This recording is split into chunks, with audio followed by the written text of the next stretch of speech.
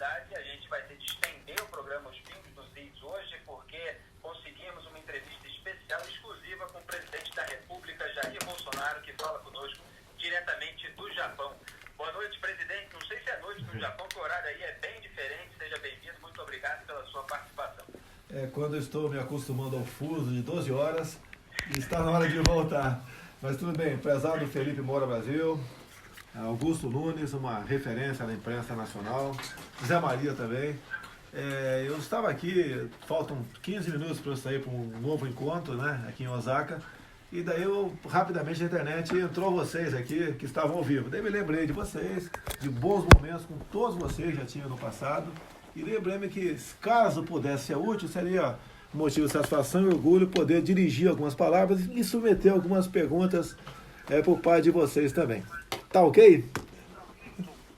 Tá ok. Em primeiro lugar, queremos saber exatamente como é que foi o seu dia aí no Japão, quais são as atividades que o senhor está tendo por aí. O dia é bastante corrido, são as reuniões aqui do G20, os encontros bilaterais.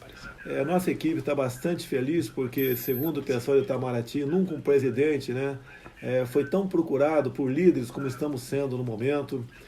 Então é um trabalho muito intenso, o mundo está de olho em nós, o mundo quer realmente que o Brasil recupere a sua confiança e que volte a ter aquele prestígio que tinha de décadas atrás. É isso que o pessoal quer, que afinal de contas, né, nós somos um país com 200 milhões de habitantes, um país riquíssimo, um potencial enorme e, como sempre tenho dito, tem tudo para dar certo. Falta pouca coisa, né?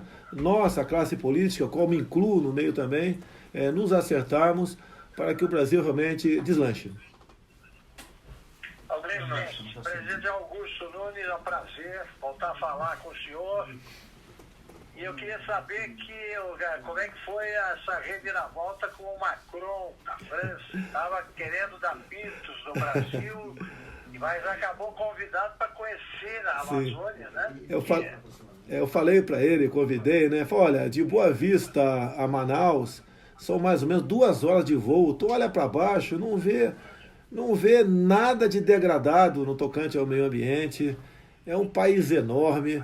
Eu falei, nem quero comparar com a Europa, né? Que aqui não tem mais nada. Mas o nosso Brasil, a Amazônia, enquanto eu for presidente, ela é nossa. E nós pretendemos explorá-la de forma racional. Convido a explorar a Amazônia conosco. O mesmo falei com Angela Merkel.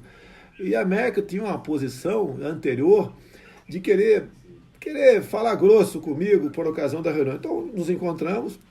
Antes da reunião, falei para ela das questões do Brasil, que no passado presidentes vinham para reuniões como essa e voltavam para o Brasil, demarcando 10, 20, 30 reservas indígenas, fazendo um estrago, no meu entender, nesta que eu chamo de neurose ambientalista. E foi uma conversa bastante saudável com ela, bacana. Ela foi para a reunião depois, não tocou no assunto e continuamos nos olhando, trocando sorrisos amáveis. Foi excepcional. O que falta aqui que eu vejo, Augusto, é você conversar com as autoridades de igual para igual e não ficar se submetendo ao capricho por parte deles. Com o Macron também, uma conversa bastante saudável, sentamos, uns 20 minutos de conversa e também queriam uma cláusula de extra na questão do Mercosul, falando em Acordo de Paris, tiramos isso fora. Porque eles pressionam sempre a gente e eles agem de maneira certa, porque estão defendendo interesses dos seus países. Agora nós temos que defender os nossos interesses. Então acho que uma conversa dessa maneira, de igual para igual, sem sofrer pressões, é que você consegue, primeiro, mostrar para o mundo que o Brasil é um país que merece respeito e que as coisas começaram a mudar no Brasil. Com a nossa chegada ao governo. Agora, toda essa vitória, não só aqui, em especial essa questão do Mercosul, eu devo à equipe fantástica de ministros que nós conseguimos trazer para o governo, como a Tereza Cristina, excepcional nessa questão, o ministro Ernesto Araújo do Meio Ambiente, das Relações Exteriores, também o Ricardo Salles, que participou também lateralmente disso tudo na questão ambiental, o Paulo Guedes, o ministro Onix na Casa Civil, que é uma função complicadíssima dele. Eu costumo dizer que é o fusível, né? que primeiro queima em qualquer crise política, e ele está cada vez mais fortalecido. O Onix foi um gigante negociando com os vinicultores do Rio Grande do Sul. Foram 20 dias no Brasil de reuniões quase que diárias com essas pessoas, e foi chegado a um acordo na questão dos vinhos, questão dos laticínios, carne, açúcar. Então foi fantástico para o Brasil. Agora, o que eu acho, me desculpa, né, modéstia à parte, é exatamente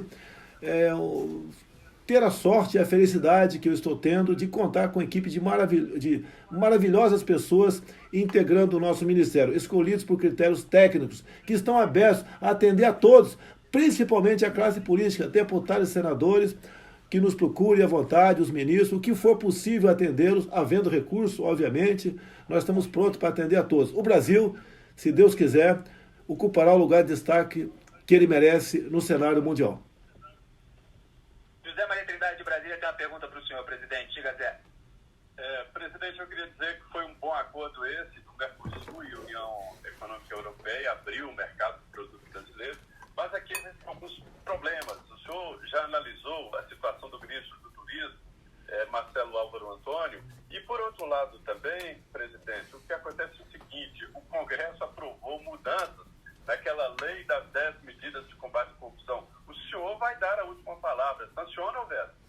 Olha, Zé Maria, projetos do Congresso que saem para o Executivo, depois voltar nas duas casas, é como o parto lá antigamente, né? Quando eu nasci. Você só sabia o sexo depois que a criança saía para fora do ventre da mãe. Então eu só posso falar com propriedade a questão das 10 medidas contra a corrupção depois que chegar à minha mesa. Até lá eu não sei o que vai estar nessas medidas. Eu conheço bastante o parlamento, sei que existe um tráfico de influência muito grande lá dentro, sei que uma minoria, mas de pessoas bastante influentes, geralmente conduzem esses projetos para interesses pessoais muitas vezes, mas eu quero acreditar no Congresso até que essa criança nasça, né? Quando nascer, chegar em minha mesa, eu como parteiro vou decidir o que vou fazer. E pode ter certeza que faremos o melhor para o Brasil. Reconheço que em todas as profissões existe abuso, até na de vocês, jornalistas. De vez em quando tem um colega ao teu lado aí que fala pelos cotovelos, e não tem relação nenhuma que ele está falando, ele está tomando uma posição pessoal, ou política, ou interesseira, e essa pessoa tem que ser orientada, conversada, até mesmo afastada do jornalismo, da carreira militar, ou do parlamento, ou ser ignorado. É isso que nós pretendemos fazer nessa questão. Quanto ao Marcelo Álvaro Antônio, estamos acompanhando o caso. Obviamente que a nossa preocupação é o que está acontecendo aqui em Osaka, é o Mercosul, e chegando ao Brasil, vou conversar com o ministro Sérgio Moro, porque o processo está nas mãos deles. Agora, o que eu decidi e determinei ao ministro da Justiça essa semana, o que traz à tona esse caso, o Marcelo Álvaro Antônio, são uma ou duas pessoas lá em Minas Gerais que recebeu uma quantidade de dinheiro do fundo partidário não compatível com o número de votos, que eu pedi para eles que faça o devido processo, instaure o devido processo em todos os partidos onde realmente pessoas receberam vultosas, em especial mulheres, né, vultosos recursos do fundo partidário e tiveram uma ínfima votação. E existe em quase todos os partidos gente dessa maneira. Agora, o que não pode é simplesmente atirar em cima do PSL. Se tiver algo de concreto, algo de substancioso contra o Marcelo Álvaro Antônio, nós tomaremos a providência. Essa decisão, inclusive, eu tomei o ano passado, depois das eleições, quando conversei com o Sérgio Moro. Ele perguntou para mim, se qualquer investigação for para cima de ministros teu, qual vai ser seu procedimento? Vai tentar abafar ou vai deixar que o processo chegue ao fim? Eu falei, que o processo chegue ao fim. Estamos agindo dessa maneira. Agora, quero sim que amplie esse processo, né, de modo que puna-se os culpados, mostre realmente todos aqueles que receberam recurso enorme e depois tem uma votação diminuta. Obviamente, o grande indicador é que houve alguma coisa de errado por ocasião da campanha desse candidato. Agora, presidente, há manifestações marcadas em várias cidades do país, acho que mais de 130 já convocadas para esse domingo em defesa do Sérgio Moro, em defesa da Lava Jato, do pacote anticrime, da reforma da Previdência, em reação principalmente ao vazamento das supostas mensagens atribuídas ao Sérgio Moro, então juiz da Lava Jato, e ao procurador Deltan Dallagnol. De tudo que saiu até agora, o senhor certamente foi informado, o senhor viu algo impróprio, qual é a sua posição a respeito como o senhor vê a população reagindo a esse que está sendo chamado por esses grupos organizadores de ataque à Lava Jato. Olha só, a história diz que a população só é lembrada pela classe política por ocasião das eleições. A minha classe política, a nossa, a qual me incluo, não se acostumou a esse tipo de manifestação em períodos fora das campanhas. Então, elas são muito bem-vindas, eu dou os parabéns a esses patriotas, porque estão aí na rua, pelo que eu estou vendo, né, é exigir por parte do parlamento que algumas medidas sejam votadas, a questão do pacote anticrime, a questão da Previdência, entre outras, estão muito bem-vindos. Agora, você pode ver, a questão de vazamentos do telefone do Sérgio Moro, né, do Daltan Dallagnol. Olha só, o Felipe Moura Brasil, olha o meu caso, o telefone do Adélio, por uma ação da OAB, a Polícia Federal não pode entrar nele. Então nós não podemos saber com quem o Adélio conversou naqueles dias que antecederam o 6 de setembro do ano passado, onde ele tentou me matar. Que justiça é essa? Eu não quero generalizar a justiça brasileira. Mas olha só, quem está criticando aí, ou está tentando aí incriminar o Moro de uma forma ou de outra por esses vazamentos, que eu não vi nada demais naquilo, poderia fazer uma campanha também em cima da OAB. Que OAB é essa? Para que serve essa ordem dos advogados do Brasil? A não ser para defender quem está à margem da lei. Então é tudo muito complexo no Brasil. E eu digo, bem-vindo, parabéns aos manifestantes que se preparam para o dia 30 agora, né, exigir que o parlamento cumpra o seu papel. Essa manifestação poderia ser contra algo do meu governo também. Se eu tivesse me vendo atrapalhando alguma coisa, eu tomaria providência, porque eu tomando a providência, esvaziaria esse movimento. O parlamento pode fazer a mesma coisa, dar mais algum passo, né, que for possível nessas questões, que esvazia o movimento por si só. Augusto Nunes? Presidente, o senhor está satisfeito com o ritmo da votação da reforma da Previdência? Olha, a gente não quer nada muito rápido nem muito moroso. Poderia, já temos votado na comissão, poderia, no meu entender, também ter sido votado pelo menos em primeiro turno na Câmara. Mas quem dá esse ritmo, né, no caso, é o Rodrigo Maia, o presidente da Câmara, que nós sabemos que ele tem as suas dificuldades. Ele não é dono da Câmara, tem os partidos políticos que fazem pressão, defendendo interesses, às vezes legítimos, às vezes não.